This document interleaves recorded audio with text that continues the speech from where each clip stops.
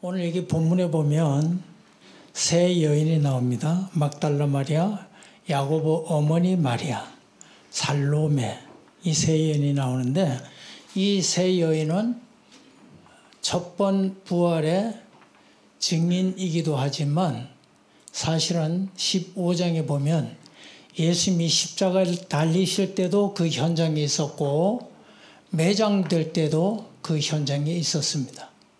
제자들은 다 도망갔어요. 근데 이 여인들은 십자가에 달리는 고난의 현장에도 있었는데 부활의 현장에도 제일 먼저 나타납니다. 물론 마가복음의 이야기예요. 마가복음은 공관복음서죠. 마태, 마가, 누가 중에 또는 사복음서 전체 중에 제일 먼저 쓰였습니다. 가장 먼저 쓴 책이니까 부활에 대한 이야기도 가장 먼저 알려주는 책이 마가복음이죠. 그러니까 사복음서 전체 이 세 여인은 두드러지게 부활의 주인공이 되는 겁니다. 근데 이 여인들이 예수님이 부활하시는 그날 부활할지 안 할지 그것도 생각하지 않고 전에 이미 다시 살아날 것이라고 예고를 하셨지만 그것도 아랑곳하지 않고 찾아가는 거예요. 뭘 보면 알 수 있느냐 하면 향품을 사서 예수님의 시신에 발라드리려고 찾아가는 겁니다. 부활하신다는 것을 이미 믿고 확신하고 간다 그러면 향품 가져갈 필요가 있을까요? 그럴 필요가 없어요. 살아나신데 뭘 시신에 향품을 발라요. 그런데 향품을 사가지고 일부러 그것을 구입해서 찾아가는 거예요. 그러니까 살아나시리라고 하는 것을 생각하지 않은 겁니다. 글쎄 믿지 못하고 있었거나 왜냐하면 예수님이 과거에 이미 예고를 했거든요. 내가 다시 살아나리라. 여러분들 이와 같은 현상은 오늘날 우리도 거의 같습니다. 2000년 전의 사건인데 이미 살아나셔서 우리가 아까 여기 찬양대가 시작할 때도 또 우리가 여기 살아계신 주 찬양도 우리가 또 부르고 그랬는데 살아계셨다라고 하는 것을 성경이 증언하고 있지만 믿을까 말까 믿을 수 있나 믿을 수 없나 이런 현상이 우리에게 있다 그 말이죠.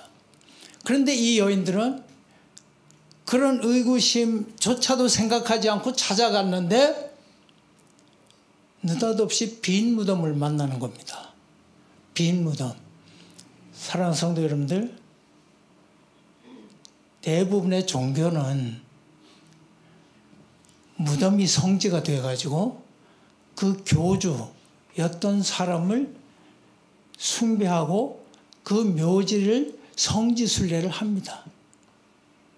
묘지를 얼마나 중요하게 여기는지 몰라요. 근데 성경에 보면 모세도 무덤이 없어요. 그래서 모세가 신의 위치에 가지 못한 것 같아. 그게 오히려 잘 됐죠. 성도 여러분들, 예수님도 무덤이 없어요. 무덤이 있긴 한데 비어 있어요. 이게 오늘 마가복음의 증언입니다. 마가복음이 짠 하고 예수님이 부활해가지고 굉장한 찬란한 어떤 모습으로 딱 나타나고 그런 어떤 극적인 기적적인 효과 이런 걸 보여주지 않고 마가복음은 비어있는 무덤을 증언을 합니다. 가보니까 비었어요. 이미 비었어요. 그리고 끝부분이지만 예수님은 벌써 갈릴리에 가 계십니다. 빈 무덤을 보고 오늘 여기 어떤 청년이 하나님의 천사라고 얘기할 수 있겠죠. 그 청년이 그분은 여기 계시지 않는다. 살아나셨다. 그래서 갈릴리로 가셨다라고 증언합니다. 여기는 비어있다. 여기는 계시지 않는다. 성도 여러분들 잘 들으시길 바랍니다. 아주 중요한 대목입니다. 죽은 예수, 십자가에 달린 예수, 성경 본문에 보면 분명히 그렇게 쓰고 있습니다. 십자가에 달린 나사렛 예수, 그분은 여기 계시지 않고 죽은 예수를 찾아왔는데 더 이상 죽은 예수는 없다 이거야. 무슨 뜻인지 아시겠어요? 죽은 예수 찾지 말라. 죽은 예수 없어. 성도 여러분들, 우리는 살아계신 예수를 믿고 있습니다. 따라서 우리의 믿음도 살아있어야 됩니다. 그런데 가끔 보면 죽은 예수 믿는지 좌절하고 절망하고 시리에 빠지고 내가 마치 죽어있는 것처럼, 그 살아있는 예수를 믿는 신앙일까요? 그게? 우리 믿음도 같이 그래서 죽어 지내는 그런 경우를 우리가 허다하게 많이 봅니다. 15장하고 16장하고 마가복음은 극명하게 대조적으로 이야기합니다. 이 마가복음은 예수님의 순환의 한 주간을 아주 상세하게 기록을 하고 금요일 날에는 시간별로 기록을 합니다. 그러니까 그 순환과 고난이 얼마나 소중하길래 그렇게 기록을 했을까. 그런데 16장에 가면 이렇게 중요하게 여겼던 고난을 확 뒤집어서 부활로 확 바꿔서 이야기를 합니다. 그것을 이렇게 표현을 했어요. 안식일 다음 날, 여기 본문에 안식 후 첫날, 1절에 보면 안식일이 지남에 2절에 안식 후 첫날 매우 일찍이 했으면 됐잖아. 그 다음에 뭐라고 하는 거니? 해 돋을 때에 그랬어요. 이걸 왜 더 첨가했을까? 해 돋을 때. 성도 여러분들, 어제까지는 어둠이었어요. 십자가 달릴 때 기상 상황을 성경은 기록해 놓고 있습니다. 십자가에 달리실 때 다들 아시죠? 빛을 잃었다 그랬어요. 어둠이 찾아온 거예요. 그리고 매장할 때까지 온 천지가 캄캄했습니다. 부활절 해가 돋았습니다. 환해졌어요. 밝아졌어요. 어둠은 사라지고 광명이 온 겁니다. 죽음은 사라지고 생명이 온 겁니다. 절망은 사라지고 희망이 온 겁니다. 부활이 모든 것을 다 바꾸어 놓은 겁니다. 이 마가복음 기자는 이것을 확실하게 증언하고 있어요. 그때는 어둠이었어요. 이제는 환해, 빛이야. 부활절을 맞이한 우리가 어떻게 하면 좋을까요? 우리의 삶이 이젠 좀 환했으면 좋겠어요. 이젠 좀 밝았으면 좋겠어요. 이젠 좀 길이 활짝 열리고, 그리고 생명이 약동하는 것처럼, 이 봄철처럼 그렇게 돼야 된다고 말이죠. 절망이 아니라 희망으로 바뀌어지는 거죠. 성도 여러분들, 예수님은 탄생하셨을 때도 잘 아시죠? 빛으로 오신 예수. 빛으로 오신 예수. 그래서 이사야 9장 1절을 보면 스불론 납달리 땅이 캄캄하고 어두운데 거기에 메시아가 오셔서 밝은 세상으로 바꿔준다고 하는 그런 이야기를 해요. 그런 예언의 말씀을 합니다. 그것이 성취된 것이 성탄절이에요. 크리스마스예요. 부활절도 어쩌면 이렇게 똑같을까? 빛으로 부활하신 거예요. 해도 뜰 때, 캄캄한 것이 사라질 때, 어둠이 사라질 때, 그때 주님은 살아나셨다라고 하는 겁니다. 우리나라의 역사적인 중요한 날, 우리 기독교인들은 알아야 할 날, 1885년 하필 그날이 부활절입니다. 아펜젤러 선교사하고 언더우드 선교사가 우리나라 제물포항에 첫 발을 디딥니다. 그때 배에서 딱 내려서 땅을 첫 발을 딱 디딜 때 아펜젤러가 기도를 합니다. 이 어둠의 권세를, 이 땅에 어둠의 권세에서 백성들을 건져내 주시고, 그 다음 뭐냐, 구속하고 있는 모든 것을 다 깨어 부셔 주시고 자유와 빛을 주시옵소서. 빛을 주시옵소서. 성도 여러분들, 우리나라가 동방의 작은 나라, 세계에서 아무도 알아주지 않는 모르는 나라, 잊혀진 게 아니고 아예 모르는 나라고, 그리고 절망의 늪에서 헤어나오지 못하는, 우리나라 땅에서 청일 전쟁이 벌어지는, 청나라하고 일본이 우리나라에서 전쟁하는 그런 나라, 종로바닥에 더러운 것이 가득 찼던 악취나는 나라, 그런 나라에, 어둠에 잠겨서 절망 가운데 살고 있는 나라에 자유를 주시고 빛을 주시옵소서.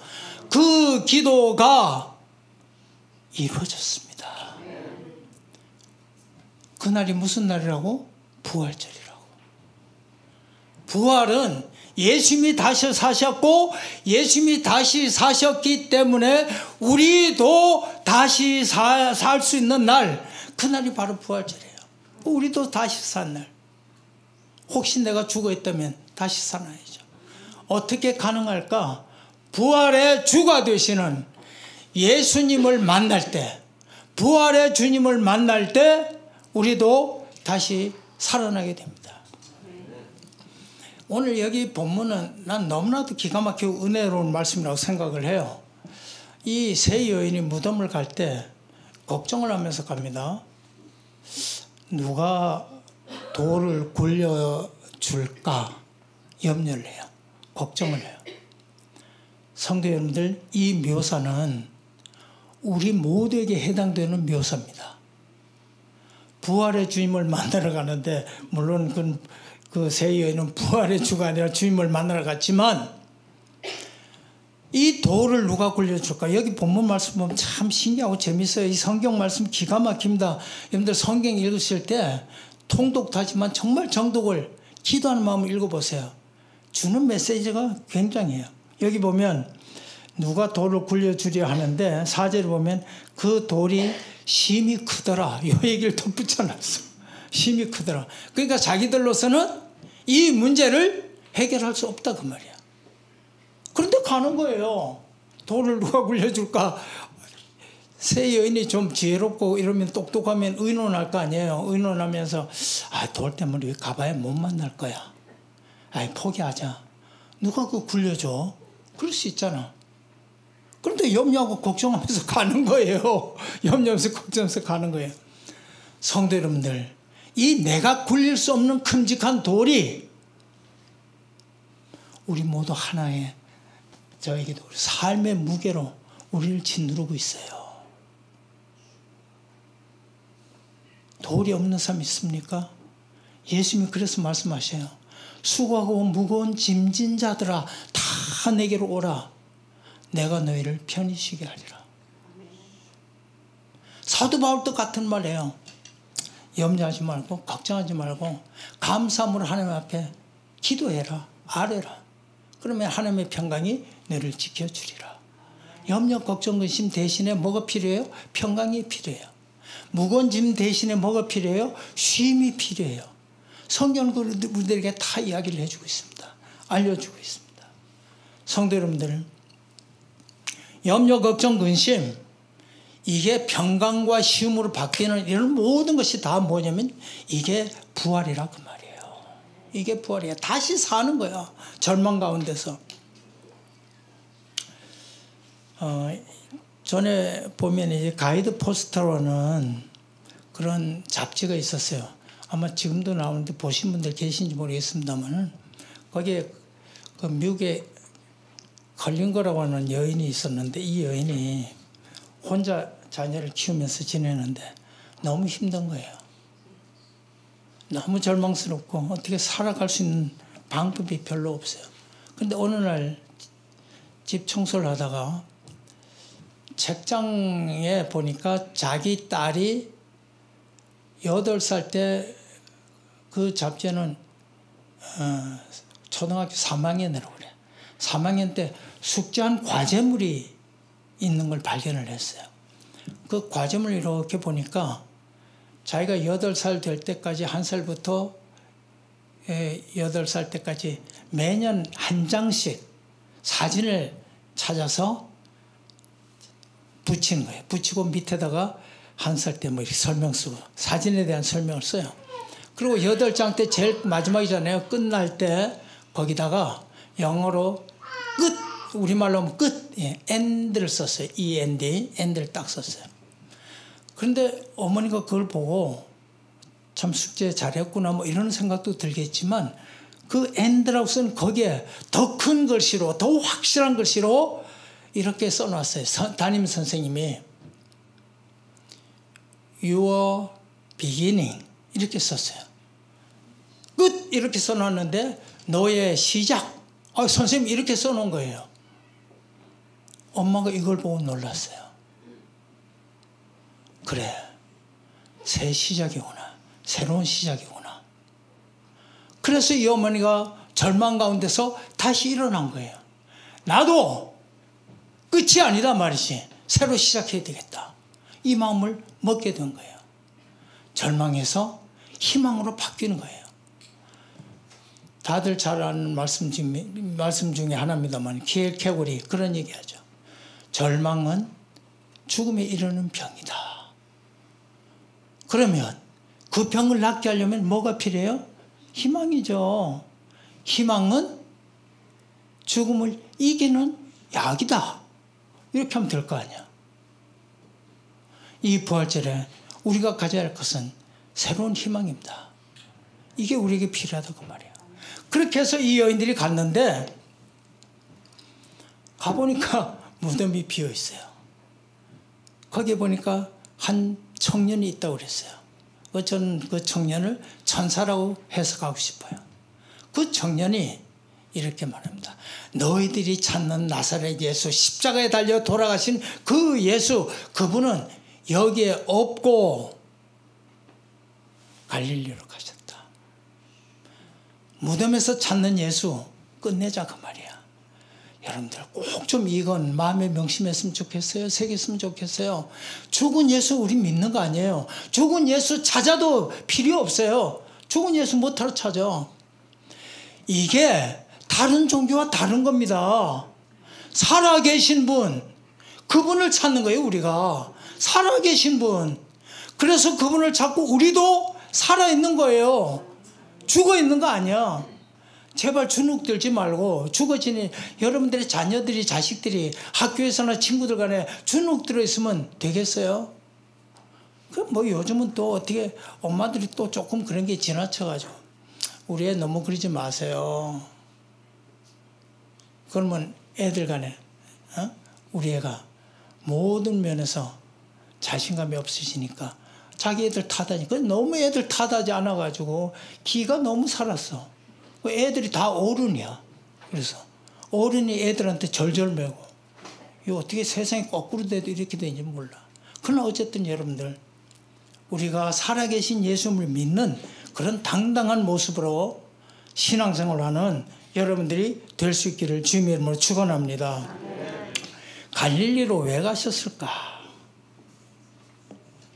갈릴리로 왜 가셨을까? 여러분들 갈릴리는 다들 잘 알지만 제자들이 예수님을 처음 만났던 때고 거기서 사명을 받았고 어부가 제자가 된 데입니다. 사람 낚는 어부가 되겠다고 결심한 데가 갈릴리입니다. 놀랍잖아요. 우리가 다 갈릴리 이전에는 보잘것없는 사람들이었지만 주님이 그래도 우리를 사랑하셔서 여러분들 이왕이면 제자 삼으려면 고시를 봐가지고 시험을 봐서 좀 똑똑한 사람들 제자로 삼으면 좀 좋아요. 예수님 그렇게 안 하셨어요. 그냥 보잘것없고 어부하고 아마 학력이 좀 있던 사람이 세리 마태 뭐 이런 정도 또 돈 좀 계산할 줄 아는 가룟 유다 그런 사람들이 좀 공부했지 나머지는 그런데 그런 사람을 불러서 제자 삼았어요. 우리를 제자 삼았어요. 내가 제자 된 거예요. 나를 선택해 주셨어요. 얼마나 감사한지 몰라. 그럼 갈릴리로 가면 제자들이 뭐가 느껴질까요? 옛날에 그게 느껴질 거 아니에요. 갈릴리에서 예수님은 옛날로 다시 돌아가고 싶고 회복하고 싶은 거예요. 첫사랑을 회복하고 싶은 거예요. 다시 사명감이 불듯 일어나기를 원하는 거예요. 다시 예수 운동이 일어나기를 원하셨던 겁니다. 그래서 거기서 부활하신 주님을 만나게 되는 거예요. 부활하신 주님을 만나게 되니까 역사가 일어납니다. 베드로에게 물어보면 베드로 당신은 예수님을 3번이나 부인하고 어떻게 그렇게 위대한 사도가 되었습니까? 베드로가 뭐라고 대답할까요? 부활하신 예수님을 만났기 때문입니다. 그렇게 대답하지 않겠어요? 사도 바울에게 물어봅시다. 당신은 어떻게 예수 믿는 사람을 핍박하러 다닌 당신이 예수를 전하게 됐습니까? 그리고 로마까지 가서 순교하게 됐습니까? 뭐라고 대답할까요? 답이 똑같지 않겠어요? 부활하신 예수를 만났기 때문입니다. 의심쟁이가 누구예요? 도마예요. 영어로 토마스입니다. 영어 이름 토마스 참 많잖아요. 이 도마가 예수님의 부활을 의심했어요. 그런데 이 사람도 나중에 복음을 전하다 순교를 당합니다. 당신은 어떻게 의심하던 예수 그렇게 끝까지 전하다 순교당했습니까? 대답이 뭘까요? 똑같아. 부활하신 예수를 만났기 때문입니다. 엠마오로 실망 가운데 시리에 빠져서 낙향하던 2 제자 있어요. 한 사람은 글로바고 또 한 사람 이름이 안 나와요. 그 사람들에게도 똑같이 한번 물어봅시다. 당신은 어떻게 당신들을 실망하면서 가다가 나중에 가슴까지 뜨거워졌습니까? 라고 물으면 똑같아 대답이. 부활하신 예수를 만났기 때문입니다. 존 웨슬리가 똑똑하고 공부 잘하고 지성적이고 이성적인 사람이 어떻게 그렇게 불같은 전도자가 됐습니까? 웨슬리에게 물어봅시다. 웨슬리 뭐라고 할까요? 부활하신 예수님을 만났기 때문입니다. 성도 여러분들, 우리들의 정체성은 살아있는 게 정체성이에요. 어떻게 가능할까요? 부활하신 예수를 만났기 때문입니다. 사랑하는 성도 여러분들, 부활한 예수가 갈릴리에만 계시지 않고 여러분들 가슴 속에서 부활하신 예수가 우리를 만나 줄 수 있기를 주님의 이름으로 축원합니다. 가슴이 뜨겁게 부활한 예수를 만나자 그 말이에요. 그럼 우리들의 신앙은 어떻게 될까요? 회복되겠죠. 예수님을 향한 첫사랑 회복되겠죠. 불같은 사명감 회복되겠죠. 인생이 달라진다고 말이에요. T.S. 엘리엇이라는 장편 시인가가 있습니다. 장편 시. 이 사람이 황무지라는 장편 시를 썼는데 그 시의 제일 첫머리가 너무나도 여러분들이 잘 아시는 4월은 가장 잔인한 달 이렇게 썼어요. 내일부터 4월입니다. 4월은 가장 잔인한 달. 왜 가장 잔인한 달일까? 일부러 그 시를 한번 봤어요. 굉장히 난해하고 어려워요. 그런데 대답할 수 있는 그 대답이 그 다음 구절에 나와. 거기 보면 이런 말씀이 나옵니다. 죽은 땅에서 라일락을 키워내고 추억과 욕정을 뒤섞고 잠든 뿌리를 봄비로 깨운다. 죽은 땅에서 라일락을 키우고. 왜 4월은 잔인한 거 했더니 겨울 내내 죽어있던 이 땅을 전부 다시 살려내는 거야. 아까 방장님 기도하실 때 뭐 꽃 피고 이파리 피고 했듯이 새싹이 나고 꽃 피우고 이파리 나고 뭐 이런 모든 것을 다 바꿔가지고 봄으로 바꾸려니까 잔인한 거예요. 여러분들 죽음에서 살아나려고 하는 건 잔인한 과정입니다. 그걸 이겨내야 되는 거예요. 십자가에서 부활로 넘어가는 것 저절로 되는 게 아니라 그 말이죠. 잔인한 거예요. 우리가 이 세상에서 승리하고 생명력을 가지고 사는 것은 잔인한 거예요. 그런데 이것을 마침내 이겨내고 정말 꽃피고 좋은 땅이 되고 말이죠. 그리고 부들부들한 아름다운 세상으로 바꿔놓는 그거는 뭐냐? 살아계신 예수 그리스도.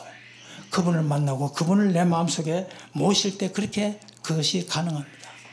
에스겔 선지자가 16장 6절에서 너무나도 유명한 말씀을 하시죠. 내가 내 곁으로 지나갈 때 내가 피투성이가 되어 발짓하는 것을 보고 내게 이르기를 너는 피투성이라 할지라도 살라. 죽지 말아라. 피투성이라도 살아있으라. 다시 이르기를 너는 피투성이라도 살아있으라. 사랑하는 성도님들, 잔인한 달 내가 살아가는 게 피투성이 같이 치열하다 할지라도 꼭 축복합니다. 부활하신 예수님 만나서 살아있으라. 살아있으라. 우리 죽지 맙시다. 살아계신 예수님, 그분 때문에 우리도 삽시다. 기도하겠습니다.